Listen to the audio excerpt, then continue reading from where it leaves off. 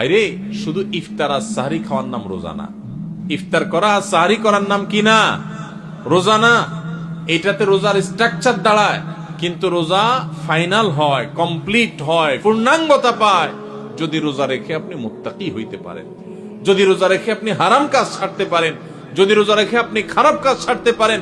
নবী করিম সাল্লাল্লাহু আলাইহি ওয়াসাল্লামের সেই হাদিসের দিকে তাকান, তিনি কি বলেছেন?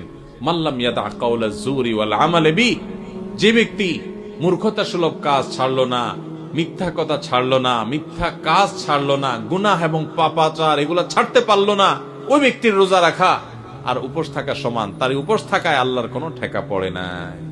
অতএব এই বছরের রমজানে আমরা আসেন আগে থেকে পরিকল্পনা করি, ভাইরা আমার, আল্লাহকে সাক্ষী রেখে আল্লাহর সাথে কথা দেই, আল্লাহ এত বছর রোজা রাখছি, তোমার রোজার মর্ম বুঝি নাই, এই বছর আমি রোজার মর্মটা একটু বুঝে রোজাটা সঠিকভাবে রাখবো।